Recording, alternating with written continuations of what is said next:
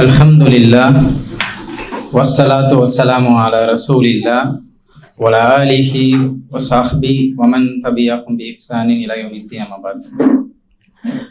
அனைவருக்கும் அஸ்ஸலாமு அலைக்கும் வரஹ்மத்துல்லாஹி வபரகாத்துஹு. என்னோட பெயர் உமர் ஃபாரூக். இஸ்லாத்துக்கு வரத்துக்கு முன்னாடி என்னுடைய பெயர் செந்தமிழன். நான் ஒரு இந்து மதத்திலேருந்து இஸ்லாத்துக்கு ஒரு பையன்.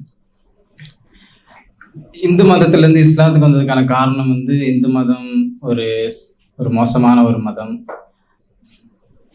அதேமாதிரி இந்துக்கள் ஒரு சரியில்லாத ஆட்கள், முஸ்லீம்கள் தான் ஒரு சரியான ஆட்கள் அப்படிங்கிறதுலாம் கிடையாது. பொதுவாக நல்லவர்கள் கெட்டவர்கள் அப்படிங்கிறதுக்கு ஒரு மதம், ஒரு சாதி, இல்லை ஒரு மொழி, இது ஒரு அளவுகோலே கிடையாது. எல்லா மதத்துலேயும் நல்லவங்க கெட்டவங்க எல்லாம் இருக்க தான் செய்கிறாங்க.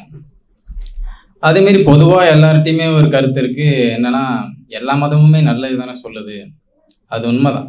இப்போ நம்மளே இங்கே இந்து மத வேதங்கள் வச்சுருக்கிறோம், பைபிள் இருக்குது, குரான் இருக்குது. இது எல்லாமே நல்ல விஷயத்தை தான் சொல்லுது. எதுவுமே நான் இந்து மதத்துலேருந்து வெளில வந்திருக்கேன்னா இந்து மதம் என்னை போய் திருடு, பொய் சொல்லு, இல்லை மற்ற தப்புகள் பண்ணு அப்படிலாம் எதுவுமே சொல்லவே இல்லை. ஸோ எல்லா மதமுமே நல்லது தான் சொல்லும்போது அப்புறம் எதுக்கு நான் ஒரு மதத்தை விட்டு இன்னொரு மதத்துக்கு மாறுறேன், குறிப்பாக இஸ்லாம் மதத்துக்கு மாறுறேன் அப்படிங்கிறது ஒரு ஆழமான ஒரு ரீசன் அது இருக்குது. அதை அந்த ரீசனை எப்போ புரிஞ்சிக்க முடியும்னா, ஒரு இந்து, ஒரு கிறிஸ்டின், ஒரு முஸ்லீம் இந்த மனநிலையெல்லாம் தாண்டி ஒரு சாமானிய ஒரு மனிதனாக அந்த மனநிலையில் இருந்தால் மட்டும்தான் அதுக்கான ஒரு ரீசன் புரியும். இப்போ ரீசெண்டாக பார்த்தீங்கன்னா கொஞ்ச நாளுக்கு முன்னாடி கோயம்புத்தூரில் ஒரு இஷ்யூ நடந்துச்சு. கோயம்புத்தூரில் கோவில்பாளையம்னு சொல்லிட்டு ஒரு ஊர். அங்கே ஒரு 3 பேர் ஒரு பைக்கை திருடிட்டு ஏர்போர்ட்டுக்கு பேக் சைடில் என்னென்னா ஒரு பெண்ணை பாலியல் வன்கொடுமை பண்ணிட்டாங்க. அந்த பெண்ணுடைய ஆண் நண்பரையும் பயங்கரமாக கொலை முயற்சி பண்ணிட்டாங்க. இது கொஞ்ச நாளாக ஒரு பயங்கர ஒரு இஷ்யூ ஆகிட்டு இருந்துச்சு. இப்போ இதால் அந்த பொண்ணு சைடில் பயங்கர பாதிப்பு, அதேமாரி அந்த பெண்ணுடைய ஆண் நண்பர் வீட்லேயும் பயங்கர பாதிப்பு. இன்னும் சொல்லப்போனால் சமுதாயத்தில் ஒரு மிகப்பெரிய ஒரு இஷ்யூ. இது புதுசான்னு பார்த்தா இது எப்போதுமே நடக்கக்கூடிய ஒரு விஷயந்தான். இப்போது இந்த ஒரு இன்சிடெண்ட்டில் என்னென்ன, இது ஒரு குற்றவியல் ஒரு நிகழ்வு. இதில் என்னென்ன குற்றம்லாம் நடந்திருக்கு அப்படின்னு பார்த்தீங்கன்னா, முதலாவது ஒரு திருட்டு அப்படின்னு ஒன்று நடந்திருக்கு. ரெண்டாவது அவங்க போதையில் இருந்திருக்கிறாங்க, மது அருந்திருக்கிறாங்க. அது ரெண்டாவது ஒரு குற்றம். மூணாவது ஒரு பெண்ணை செக்ஷுவலாக அப்யூஸ் பண்ணியிருக்கிறாங்க. ரெண்டாவது கொலை முயற்சியும் நடந்திருக்கு. ஸோ இப்போ இந்த இந்த இந்த 4 குற்றத்தையும் மதங்களோட ஒப்பிட்டு பார்ப்போம். உதாரணத்துக்கு இந்த சைடில் ஒரு இந்து மத வேதங்களை வச்சுக்கோங்க, கிறிஸ்தவ மத வேதங்களை வச்சுக்கோங்க, அதேமாரி குரானை வச்சுக்கோங்க. திருடுனா என்ன பனிஷ்மெண்ட் அப்படிங்கிறதுக்கு இந்து மதம் என்ன சொல்லுதுன்னு பாருங்கள். அதேமாரி கிறிஸ்தவ மதம் என்ன சொல்லுதுன்னு பாருங்கள். அதேமாரி குரான், இஸ்லாமிய வேதம் என்ன சொல்லுதுன்னு பாருங்கள். இப்போது இஸ்லாம் என்ன சொல்லுது அப்படின்னா, ஒருத்தர் திருடுறாரு. இப்போ திருட்டுக்குன்னு ஒரு குறிப்பிட்ட ஒரு அமௌண்ட் இருக்குது. உதாரணத்துக்கு 4 கிராம் கொண்ட ஒரு அளவுக்கு மேலே ஒருத்தர் திருடினார் அப்படின்னா அவருடைய முழங்கை இதோட வெட்டப்படணும் அப்படிங்கிறது இஸ்லாமுடைய ஒரு சட்டம். அப்போ இஸ்லாம் திருட்டை பகிரங்கமாக எதிர்க்குது. திருடனை தண்டிக்கப்படணும். அவன் இந்த கை துண்டிக்கப்பட்டு திருடன் அப்படிங்கிறது அடையாளப்படுத்தப்படணும் அப்படிங்கிறதுல இஸ்லாம் ஸ்ட்ராங்காக இருக்குது. அப்போ இந்த திருட்டை பற்றி மற்ற மதங்கள் என்ன சொல்லுது, எந்த அளவுக்கு குற்றவியல் தண்டனை பற்றி பேசுதுன்னு பார்த்தா எதுவுமே இல்லை. ஸோ அடுத்து பார்த்தீங்கன்னா மது அருந்தி போதையில். இப்போ இஸ்லாம் என்ன சொல்லிதுன்னா, மது தான் எல்லாத்துக்குமே தீமைகளின் தாய் அப்படின்னு சொல்லுது. குரான் நீங்கள் மதுங்கிறது என்ன ஆகும் அப்படின்னா உங்களுக்கு மத்தியில் பகைமையை ஏற்படுத்தும் அப்படின்னு சொல்லிட்டு குரான் நமக்கு எச்சரிக்கை செய்யுது. அப்போது மதுவை இஸ்லாம் பயங்கரமாக எதிர்க்கக்கூடியதாக இருக்குது. இப்போ மற்ற மதங்களை பார்த்தா அப்படி கிடையாது. இப்போ இந்து மதத்தில் ஒரு பண்டிகை வந்துச்சுன்னா, அது பொங்கலாக இருக்கட்டும், தீபாவளியாக இருக்கட்டும், ஒயின் ஷாப்பில் அதிகமாக வசூலாகும். அதெல்லாம் வாங்கக்கூடியவங்க யாராக இருப்பாங்கன்னு பார்த்தீங்கன்னா மோஸ்ட்லி இந்துக்களாக தான் இருப்பாங்க. அதேமாரி கிறிஸ்தவர்கள் இப்போது அதிகமாக இருக்கக்கூடிய கிறிஸ்தவ மதத்தில் தான் போதை, ட்ரக்ஸுங்கிறது அதிகமாக இருக்குது. அப்போ அதை பற்றி இந்து மதமும் கிறிஸ்தவ மதமும் பெருசாக அதை பற்றி எதுவுமே பேசலை. மதுவை குறித்து ரொம்ப எதிர்த்து பேசலை. அப்போது இஸ்லாம் தான் என்ன பண்ணுதுன்னா மதுவை குறித்து ரொம்ப பேசுது. அதேமாரி நெக்ஸ்ட்டு ஒரு பெண்ணை ஒருத்தன் கற்பழிக்கிறான், கொலை பண்ணுறான். இப்படின்னு இருக்கும்போது இதுக்கான தண்டனை வந்து பாதிக்கப்பட்டவன்கிட்ட வந்து கேட்டால் இவனை என்ன பண்ணலான்னா, அவனை வந்து கொலை பண்ணலாம், இப்பேற்பட்ட ஒரு காரியத்தை பண்ணவனை அப்படின்னு சொல்லிட்டு எல்லாருமே சொல்லுவாங்க. அப்போது இது இது இது குறித்து என்ன சொல்லுது இந்து மதம், கிறிஸ்தவ மதம்னு பார்த்தா அதை பற்றி எதுவுமே அது பேசலை. ஆனால் இஸ்லாம் என்ன சொல்லுது அப்படின்னா, அந்த அவன் எப்பேற்பட்ட தண்டனையை செஞ்சானோ அதுக்கேற்ற மாதிரி அவனை வந்து கல்லால் அடிச்சே கொன்னணும் அந்த பாவத்தை பண்ணவனை அப்படிங்கிற அளவுக்கு வந்து இஸ்லாம் வந்து ஒரு சட்டத்தை வச்சிருக்கு.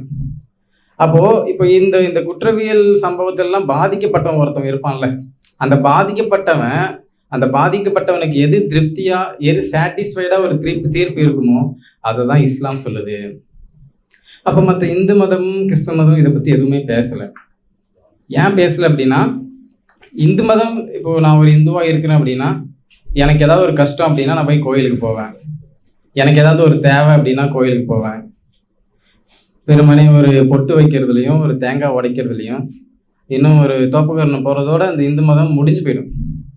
மற்றபடி இந்த சமூகத்தில் வந்து நான் ஒரு நல்ல ஒரு மனிதனாக வாழ்கிறதுக்கு எதெல்லாம் தடையாக இருக்கோ அதை பற்றி அது பெருசாக அதை பற்றி எதுவுமே பேசவே இல்லைங்கிறது தான் உண்மை. அப்போ இஸ்லாம் தான் இதை குறித்து வந்து ஆழமாக பேசுது. மது குறித்து பேசுது, விபச்சாரத்தை குறித்து பேசுது, கொலையை குறித்து பேசுது. அப்போ ஒரு ஆரோக்கியமான ஒரு சமூகத்தை உருவாக்குறதுக்கு வந்து இஸ்லாம் ஒரு நிறைய விஷயங்கள் வந்து பேசுது. அதேமாரி இன்னொரு இன்சிடென்ட் நடந்துச்சு கோயம்புத்தூர்ல, அவினாசின்னு சொல்லிட்டு ஒரு ஊர். அங்கே வந்து என்ன ஆயிடுச்சு அப்படின்னா, ஒரு பெண்மணி வந்து வரதட்சணை கொடுமை, ரெண்டாவது கணவன் வந்து ரொம்ப கொடுமைப்படுத்திருக்கிறாரு. இதனால் வந்து வாட்ஸ்அப்பில் ஒரு அப்பாவுக்கு ஆடியோ மெசேஜ் போட்டு அந்த பெண்மணி சூசைட் பண்ணிக்கிட்டாங்க. இப்போ இந்த விஷயத்தில் வந்து என்னென்னா, வரதட்சணை கொடுமைன்னு ஒன்று நடந்திருக்கு, கணவன் மனைவி பிரச்சனை நடந்திருக்கு, தற்கொலை ஒன்று நடந்திருக்கு. இந்த மூணுத்தை பற்றியுமே இஸ்லாம் வந்து ஆழமாக பேசும். வரதட்சணைங்கிறது இஸ்லாமில் கிடையாது, அதுக்கு மாற்றமாக மஹர் அப்படின்னு ஒரு இஸ்லாம் வச்சிருக்கு. அதேமாரி கணவன் மனைவி பிரச்சனையை குறித்து வந்து நீ ஒருவனுக்கு ஒருத்தி தான் வாழணும் அப்படிங்கிற கட்டாயம் வந்து இஸ்லாமில் கிடையாது. உங்களுக்கு கருத்து வேறுபாடு பிரச்சனை வந்தது அப்படின்னா நீங்கள் அவங்கள விட்டுட்டு இன்னொரு கல்யாணம் பண்ணிக்கலாம் அப்படிங்கிற ஒரு அனுமதியை வந்து இஸ்லாம் கொடுக்குது. அதேமாரி தற்கொலை பண்ணிக்கிறத வந்து இஸ்லாம் பயங்கரமாக எதிர்க்குது. ஏன்னு சொன்னால், இறந்ததுக்கப்புறம் ஒரு வாழ்க்கை இருக்குது அப்படிங்கிறத அந்த நம்பிக்கையை இஸ்லாம் வந்து ஆழமாக ஒவ்வொரு மனிதனுக்குள்ள அது வந்து ஆழமாக போடுது. அப்போது இந்த இஸ்லாம் சொல்கிறக்கூடிய சப்ஜெக்ட்லாம் வந்து அவங்கள்ட்ட வந்து அப்ளை ஆகாதனால தான் இந்த வரதட்சணை கொடுமைங்கிறது வந்துச்சு. அது மூலயமா கணவன் மனைவி பிரச்சனை வந்துச்சு. அது மூலயமா தற்கொலை வரைக்குமே போயிருக்கு. அப்போ இஸ்லாம் வந்து இந்த சமூகத்தில் நடக்கக்கூடிய எல்லா பிரச்சனையும் குறித்து வந்து இன்வால்வ் ஆகுது, அதை பற்றி பேசுது. இப்போ இதுதான் வந்து ஒரு மெயினான ஒரு ரீசன். இந்து மதம் வந்து ஒரு குறையான மரம், அதேமாரி கிறிஸ்தவ மதம் குறையான மதமெல்லாம் கிடையாது. இஸ்லாம் சொல்கிற விஷயத்தை வந்து அந்த மதங்கள் பேசலை. இஸ்லாம் எல்லா துறைகளையும் குறித்து பேசுது. கிட்டத்தட்ட உலகத்தில் வந்து ஒரு 188 துறைகள் இருக்குன்னு சொல்கிறாங்க. எல்லா துறைகளிலுமே வந்து இஸ்லாம் குறித்து பெரும்பாலும் பேசிடுச்சு. இப்போ இஸ்லாம் வந்து ஒரு சமூகம் சார்ந்து இருக்கக்கூடிய பிரச்சனை குறித்து பேசுது, தீர்வு சொல்லுது. இது முதலாவது ஒரு விஷயம். ரெண்டாவது என்ன அப்படின்னா, பொதுவாக ஒரு தனி மனித சீர்திருத்தத்திலிருந்து ஆரம்பித்து தான் ஒரு சமூக சீர்திருத்தமே வரும். இப்போ தனி மனித சீர்திருத்தம் அப்படின்னா, முதலாவது நான் யார், என்னை யார் இந்த உலகத்தில் படைச்சா, அந்த இறைவன் யார், அந்த இறைவன் எப்பேற்பட்டவன், இப்பேற்பட்ட கேள்விகளுக்கும் இஸ்லாம் தான் வந்து ஒவ்வொரு மனிதனும் வந்து ஏற்றுக்கொள்ளக்கூடிய அளவுக்கான ஒரு பதில்களை தருது. வேறு எதுவுமே வந்து அப்பேற்பட்ட ஒரு பதிலை தரல. உதாரணத்துக்கு இறைவன் யார் அப்படிங்கிறதுக்கு இஸ்லாம் என்ன சொல்லுது அப்படின்னா, சூரத்துல் இக்லாஸ் அப்படிங்கிற ஒரு அத்தியாயத்தில் சொல்லப்படுது, குல் ஹுவல்லாஹு அஹத் அல்லாஹு ஸமத் லம் யலித் வலம் யுலத் வலம் யகுல் லஹு குஃபுவன் அஹத். இறைவன் அந்த அல்லாஹ் என்பவன் ஒருவன் தான், அவனுக்கு எத்தகைய தேவையும் கிடையாது, அவன் யாரால் பெறப்படவும் இல்லை, யாரையும் பெறவும் இல்லை, யாரால் பெறப்படவும் இல்லை, அவனுக்கு நிகராக எதுவும் இல்லை. அப்போ இறைவனுடைய டெஃபினேஷனை இஸ்லாம் அழகாக சொல்லிடுச்சு. இது போல இறைவனுடைய டெஃபினேஷனை எந்த ஒரு மதமும் வந்து சொல்லலை. நம்ம ஒவ்வொரு தொழுகையிலும் தொழுதுக்கப்புறம் நபிகள் நாயகம் ஸல்லல்லாஹு அலைஹி வஸல்லம் வந்து ஒரு துஆ சொல்லி கொடுத்துருக்குறாங்க. அஷ்ஹது அல் லா இலாஹ இல்லல்லாஹு வஹ்தஹு லா ஷரீக லஹு லஹுல் முல்க் வ லஹுல் ஹம்த் வ ஹுவ அலா குல்லி ஷைஇன் கதீர். அதுலேயும் வந்து இறைவனுடைய ஒரு இலக்கணம் என்னங்கிறத வந்து தெளிவாக சொல்லப்படும். லா இலாஹ இல்லல்லாஹ், வணக்கத்திற்கு தகுதியானவன் அல்லாஹ் ஒருவனை தவிர வேறு யாரும் கிடையாது. வஹ்தஹு, அவன் தனித்தவன். லா ஷரீக லஹு, அவனுக்கு நிகராக யாரும் கிடையாது.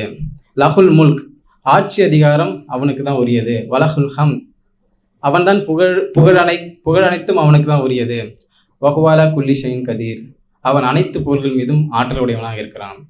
அப்போ இப்போ குரானும் ஹதீஸும் நமக்கு தெளிவாக வந்து இறைவனுடைய இலக்கணம் என்ன அப்படிங்கிறது சொல்லிடுது. அப்போ படைத்த இறைவனை பற்றி நம்ம எல்லாரையும் படைத்த இறைவன் எப்பேற்பட்டவன் அப்படிங்கிறதோட இலக்கணம் இஸ்லாத்தை தவிர வேற யாருமே வந்து தெளிவாக சொல்லலை.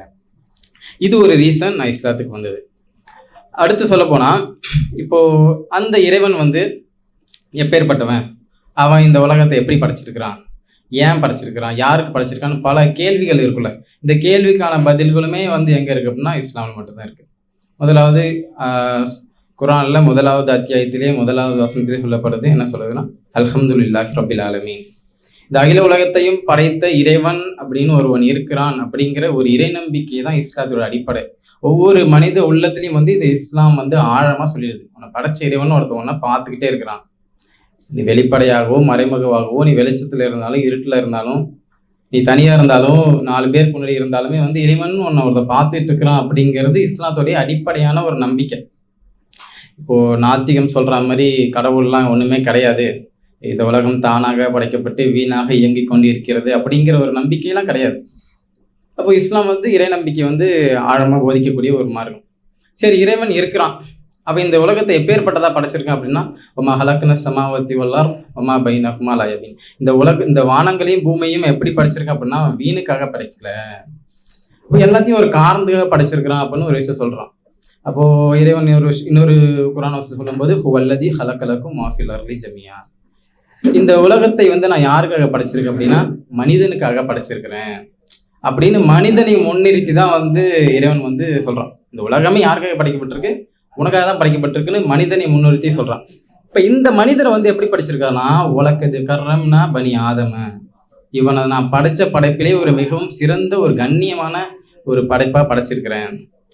அப்போது இவ்வளவு சிறந்த ஒரு கண்ணியமான ஒரு மனிதனை படைச்ச இறைவன் இன்னொரு இடத்துல சொல்லும்போது என்ன சொல்கிறான்னா, மனிதர்கள் சில பேர் இருக்கிறாங்க, அவங்க எப்பேற்பட்டவங்கன்னு சொன்னால் ஆடு மாடு போன்ற கால்நடைகளை போன்றவர்கள்னு சொல்லிட்டு, இல்லை அவங்க கால்நடைகளை விட ரொம்ப கீழானவர்கள் அப்படின்னு மனிதர்களில் எந்த கண்ணியமாக படைத்த மனிதர்களைய எப்படி சொல்கிறான், ரொம்ப கீழானவர்கள்னு சொல்கிறான். அந்த மனிதர்கள் எப்பேற்பட்டவர்கள்னு சொன்னால் அவர்களுக்கு உள்ளங்கள் இருக்கும், அந்த உள்ளங்களை வச்சு சிந்திக்க மாட்டாங்க. கண் இருக்கும், அந்த கண்ணு குறித்து அல்லாஹ்வுடைய அத்தாட்சிகளை பார்க்க மாட்டாங்க. காது இருக்கும், அந்த காதை வச்சு அல்லாஹ்வுடைய வார்த்தையை கேட்க மாட்டாங்க அப்படின்னு சொல்லப்படுது. அப்போது நம்ம எப்போ ஒரு சிறந்த மனிதனாக ஆக முடியும் அப்படின்னா, இறைவன் நம்ம என்ன நோக்கத்துக்காக படைச்சிருக்கிறான், அந்த இறைவன் எப்பேற்பட்டவன், அந்த இறைவனுக்கு நம்ம செய்ய வேண்டிய கடமைகள் என்ன, இதை குறித்து நம்ம தெரிஞ்சு அதன் அடிப்படையில் நம்ம வாழ்கிறது தான் வந்து இறைவன் நம்ம ஒரு சிறந்த மனிதனை ஆக்கியிருக்கிறான். இதுதான் வந்து ஹிதாயத் அப்படின்னு சொல்லுவாங்க. இந்த ஹிதாயத், இந்த நேர்வழி தான் வந்து ஒரு மனிதனுக்கு கிடைக்கக்கூடிய, ஒரு உலகத்தில் கிடைக்கக்கூடிய ஒரு மிகப்பெரிய ஒரு பொக்கிஷம். அதாவது இந்த உலகத்தில் எது நல்லது, எது கெட்டது, எது சரி, எது தவறு, எதை வந்து இறைவன் விரும்புவான், எதை வந்து இறைவன் வெறுப்பான் அப்படிங்கிற ஒரு ஓவராலாக இருக்கக்கூடிய எல்லா விஷயத்தையும் ஒருத்தர் கேதர் பண்ணி அதன் அடிப்படையில் அவன் வாழ்ந்தானா, அந்த ஹிதாயத்தை அடிப்படையில் அவன் இருந்தால் மட்டும் அதுதான் அவனுக்கு கிடைக்கக்கூடிய ஒரு மிகப்பெரிய ஒரு கிஃப்ட்டு, ஒரு ரஹ்மத் அப்படின்னு சொல்லிட்டு இஸ்லாம் சொல்லுது. இப்போ இந்த ஹிதாயத்துக்காக தான் வந்து அந்த காலத்தில் பல சகாபிகள் வந்து அவங்களோட உயிரையே வந்து தியாகம் பண்ணியிருக்கிறாங்க. எந்த அளவுக்கு அப்படின்னு சொன்னால், இப்போது உங்களுக்கெல்லாம் ஒரு சில சகாபிகளோட வரலாறு தெரியும். பிலால் ரலியல்லாஹு அன்ஹு அவங்கள வந்து பாலைவன சுடுமண்ணலே போட்டு ரொம்ப போட்டு வாட்டி எடுத்துருக்குறாங்க. அப்பயும் வந்து அவங்களுடைய வாயிலேருந்து அஹதுங்கிற வார்த்தை தான் வந்துச்சு. அப்போது இப்படி பல சகாபாக்கள் நம்ம அடிக்கிட்டே சொல்லிக்கிட்டே போகலாம். பல சகாபாக்கள் வந்து இந்த மார்க்கத்துக்காக வந்து தியாகம் பண்ணியிருக்கிறாங்க. இப்போது நம்மளை சுய பரிசோதனை ஒன்று பண்ணி பார்த்துருந்துருக்கணும்.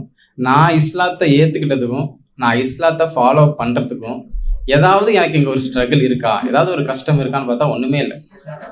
நம்ம 5 வேளை தொழுகிறதுக்கு ஏதாவது ப்ராப்ளம் இருக்குன்னா எந்த ப்ராப்ளமே இல்லை. பட் ஆனால் அவங்களுக்கு கிடையாது.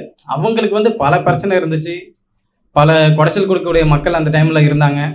நீ இஸ்லாத்தை ஏற்றுக்கிறியா, அவனை கொலை பண்ணுவேன் அப்படின்னு சொல்லக்கூடிய அளவுக்கு அப்போப்பட்ட சூழல் அங்கே இருந்துச்சு. அப்போது எப்பேற்பட்ட ஒரு பிரச்சனையுமே இல்லாமல் நம்ம இந்த உலகத்தில் நம்ம வந்து ஒரு முஸ்லீமாக வாழ்ந்துட்டு இருக்கிறோம். அப்போது அந்த வகையில் இப்போ இந்த மார்க்கத்தை நம்ம எத்தனை பேருக்கு நம்ம சொல்லணும் அப்படிங்கிறது ரொம்ப ரொம்ப ரொம்ப ஒரு முக்கியமான ஒரு அம்சமாக இங்கே இருக்குது. இப்போது முஸ்அப் இப்னு உமைர்னு சொல்லிட்டு ஒரு சஹாபி இருந்தார். அவர் வந்து அவரை பற்றி உங்களுக்கு தெரிஞ்சிருக்கும். அவர் எந்த அளவுக்கு செல்வந்தமான ஒரு நபி தோழர் அப்படின்னு உங்களுக்கு தெரிஞ்சிருக்கும். அப்போது அப்படி இருக்கும்போது இப்போ இந்த சஹாபி அப்படிங்கிறது என்னன்னா நபித்தோழர்கள். ரசூல் ஸல்லல்லாஹு அலைஹி வஸல்லம் அவங்கள சொல் செயல் அங்கீகாரத்தை பார்த்து வளர்ந்த தோழர்கள் தான் சஹாபிகள் அப்படின்னு சொல்லுவோம். இப்போ அந்த சஹாபியில வந்து ஒருத்தர் ரொம்ப ஒரு பிரபலமான ஒரு சஹாபி தான் முஸஅப் இப்னு உமைர். ஸோ இவங்க வந்து ஸ்டார்டிங்கில் வந்து இஸ்லாத்தை ஏற்றுக்கிறாங்க. இஸ்லாத்தை ஏற்றுக்கிட்டு ரசூல் ஸல்லல்லாஹு அலைஹி வஸல்லம் மதீனாவுக்கு அனுப்பிச்சி விட்றாங்க. இப்போ மதீனாவுக்கு போனவங்க மதீனாவுக்கு அனுப்பிச்சுட்டு நீங்கள் அடுத்த வருஷம் வாங்க அப்படின்னு சொன்னாங்க. இப்போது முஸஅப் இப்னு உமைர் வந்து அடுத்த வருஷம் 4 பேரை இஸ்லாத்துக்கு கூப்பிட்டு வந்தாங்க.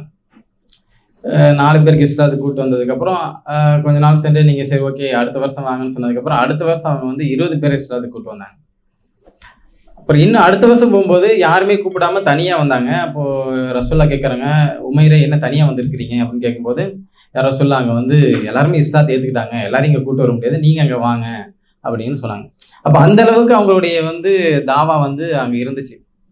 அப்போ நமக்கு வந்து அப்படி கிடையாது. இப்போ நமக்கு இந்த மார்க்கம் கிடைச்சிருக்கு அப்படின்னா இது வந்து நம்ம ஒரு சுயநலமாக தான் இருக்கிறோம். நம்ம சுற்றி இருக்கக்கூடிய ஒரு சிலருக்கு மட்டும்தான் வந்து இந்த இஸ்லாத்தை பற்றி எத்தி வைக்கிறோம். பட் சத்தியம்ங்கிறது எல்லாருக்குமே பொதுவானது. எல்லா மக்களுக்கும் போய் சேர வேண்டிய ஒரு விஷயம்தான் இந்த இஸ்லாம். அதனால் இந்த இஸ்லாத்தை குறித்து மக்கள்கிட்ட சொல்ல வேண்டிய ஒரு ரெஸ்பான்சிபிலிட்டி நம்மள்ட்ட இருக்குது. இன்ஷா அல்லாஹ் தொடர்ந்து அதற்கான பணிகளில் நம்ம ஈடுபடணும். இன்ஷா அல்லாஹ் வாய்ப்பளித்ததுக்கு நன்றி. அஸ்ஸலாமு அலைக்கும் வரஹ்மத்துல்லாஹி வபரகாத்துஹு.